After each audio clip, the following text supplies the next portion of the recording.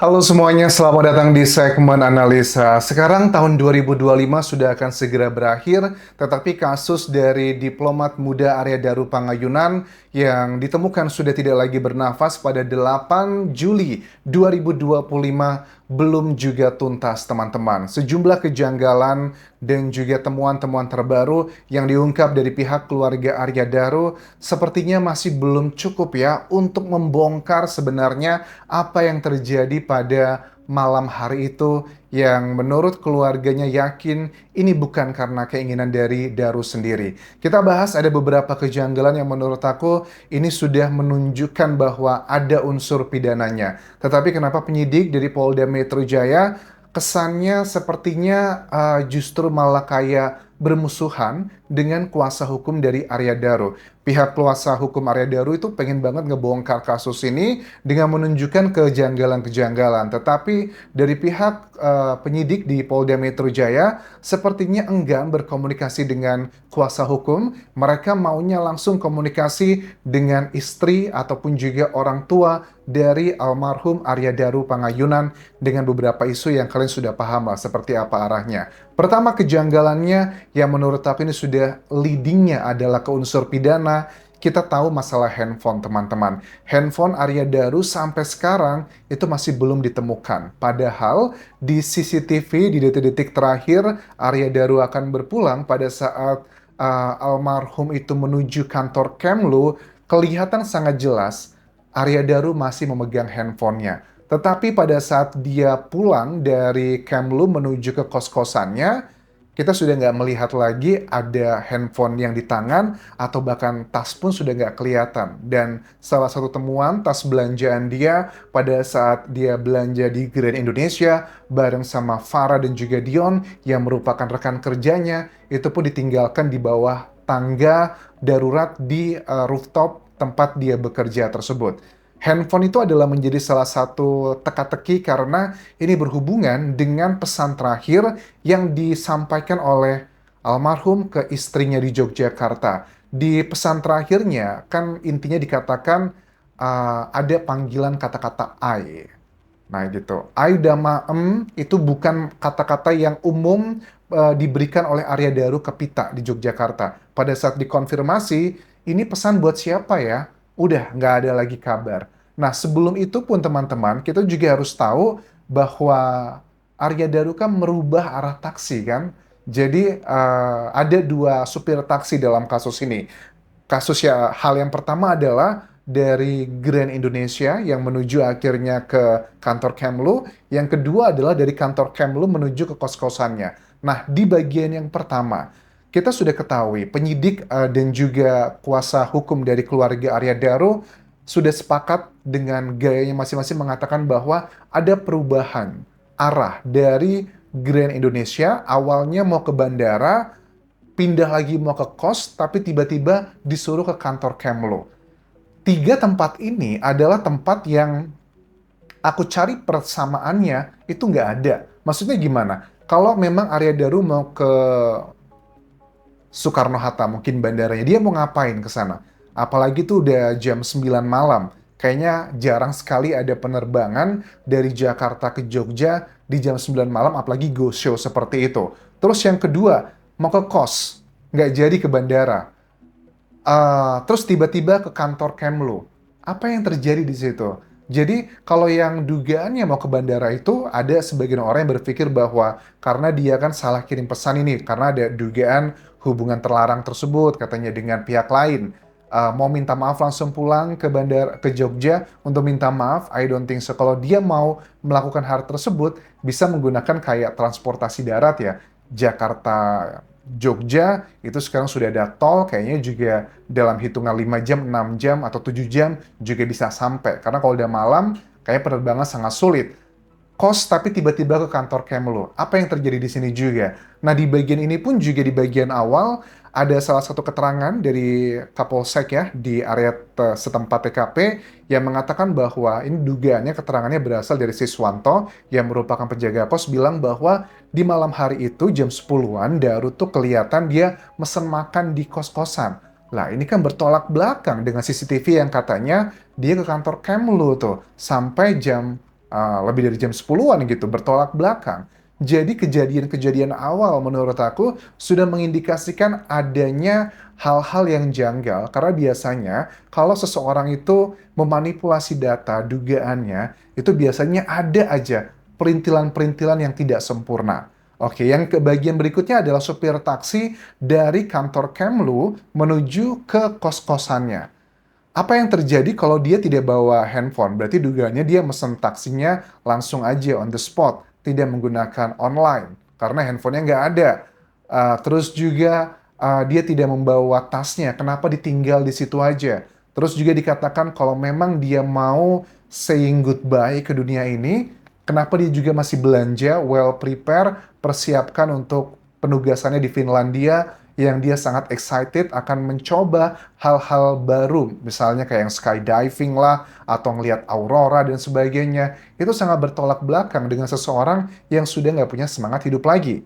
Oke, berikutnya adalah mengenai barang bukti yang menjadi kontroversi pada saat Polda Metro Jaya mendisplaynya di hadapan awak media adalah pengaman dan juga gel tersebut. Kalau dari pihak Pita, istri sudah menegaskan itu adalah barang pribadi yang biasa kami pakai, katanya sebagai sepasang suami istri.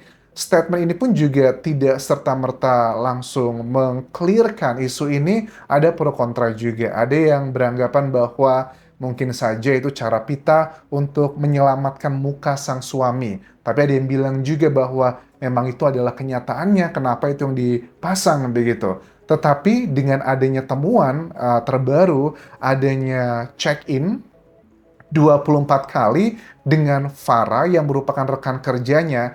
Nah, ini kita sebagai masyarakat umum sudah agak sulit ya kalau untuk terlalu berpikir positif antara pria dan wanita. Check-innya juga di hotel yang levelnya ini kalau aku lihat ya bukan level yang bintang 5, apalagi untuk kantor Kemlu. Kemlu kan terkenal dengan para diplomat-diplomatnya begitu kan ya, yang kesannya kayak level atas gitu. Masa sih dari kantor Kemlu kalau mengadakan acara di hotel-hotel yang levelnya kategorinya masih bintang 3 lah. Ya, bintang 3 lah, bintang 4 juga masih terlalu nggak sesuai spek dari Kemlu gitu. Jadi kalau dibilang bahwa 24 kali check-in dengan Farah tersebut yang disampaikan dari penyidik lewat kuasa hukum dari Arya Daru pada saat meeting terakhir, dikatakan bahwa tidak ada hal yang aneh. Dengan segala hormat, aku rasa adalah hal yang sangat janggal. Pihak dari keluarga Daru pasti tidak akan nyaman ya membahas hal ini. Tapi bagaimanapun juga pihak keluarga dengan tegas istrinya, kuasa hukum mengatakan bahwa kalau memang ada hal sensitif itu, buka saja kami sudah rela.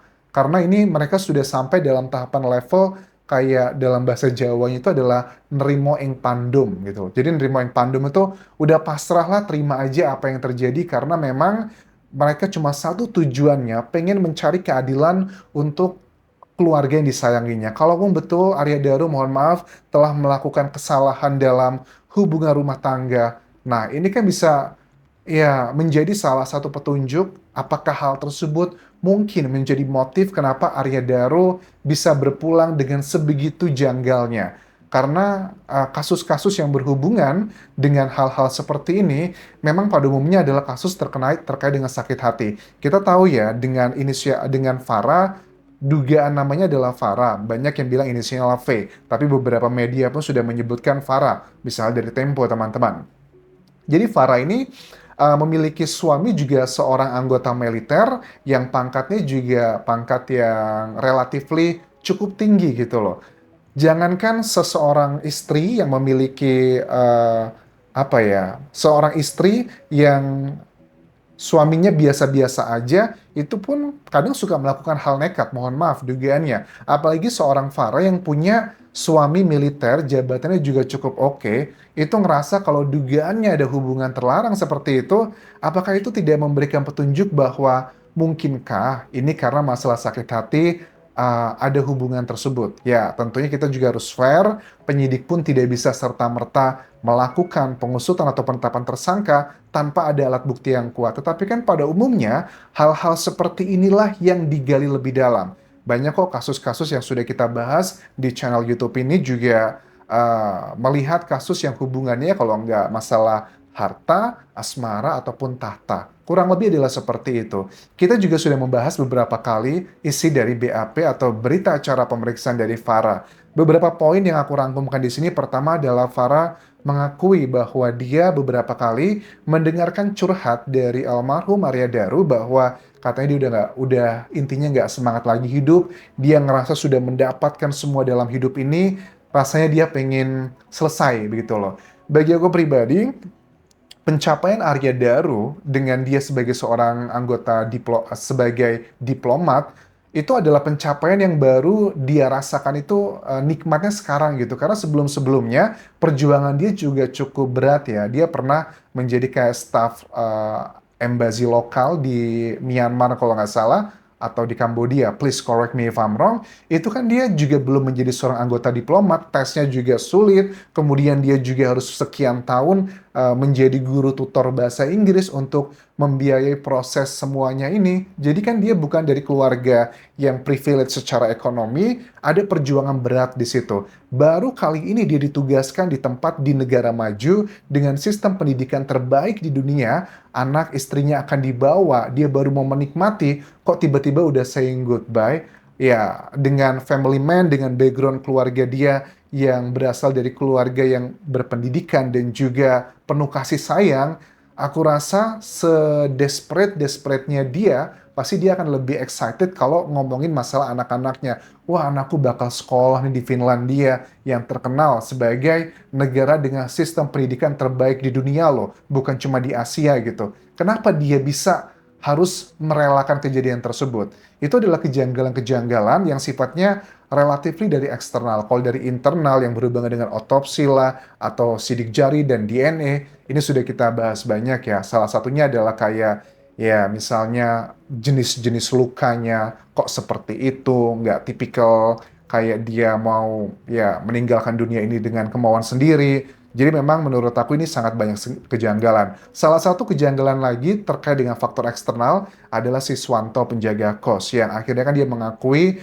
terkait dengan arah CCTV yang awalnya di media dia bilang bahwa istrinya Pita di Jogja tuh yang minta saya untuk merubah arah CCTV pada saat mau dibongkar. Kemudian diralat, katanya yang minta itu adalah pemilik kos-kosannya. Kemudian diralat lagi, mohon maaf saya salah ucap karena saya mungkin deg-degan. Bagaimana juga dengan statement yang bilang bahwa Siswanto melihat almarhum Arya Daru itu katanya mesen makan atau ngambil pesanan makan, buang sampah di malam kejadian. Apakah itu juga salah ucap? Terlalu banyak kejanggalan dan salah ucapnya. Menurut aku, kalau kita berbicara jujur, kita nggak usah khawatir mengingat-ingat apa yang telah dikatakan gitu. Jadi kita akan mengalir begitu aja. Tapi kalau ada beberapa hal yang nggak cocok, janggal, dugaannya karena ada indikasinya kebohongan seperti itu teman-teman. So, itulah kurang lebih bisa aku bahas mengenai kasus dari Arya Daru Pangayunan yang terjadi pada 8 Juli 2025. Akhir tahun 2025 sudah di depan mata, Juli, Agustus, September, Oktober, November, Desember, 5 bulan ya Allah gitu ya. Mudah-mudahan segera selesai kasus ini dan kalaupun memang kecurigaan terakhir berhubungan dengan Farah tersebut tidak betul, tolong juga diberikan klarifikasi. Kalaupun pihak Farah tidak mau komunikasi ke media, bisa langsung komunikasi ke pihak istri. Walaupun nanti pada akhirnya istrinya tidak menyampaikan secara detail, pasti kan istrinya akan memberikan kayak ya kode-kode lah ke media kalau memang mereka sudah, ya sudah kayaknya Farah ini nggak ada kecurigaan sebagai dengan bahasanya mereka. Tapi kalau sekarang kita melihat pihak istri pun berkali-kali mengatakan, buka saja, kami sudah nggak takut lagi terkait dengan hal-hal sensitif tersebut yang mengindikasikan bahwa mereka sudah sebegitu desperate-nya untuk membahas hal yang kesannya kayak memalukan bagi keluarga mereka, harus ditempuh karena untuk mencari keadilan bagi anggota keluarga kesayangan mereka. Terima kasih sudah menonton, sampai ketemu lagi di video berikutnya. Tinggalkan like dan juga komen, subscribe channel YouTube ini, follow Instagram, Facebook pageku dan juga akun TikTok di Anjas Asmara. Sampai jumpa.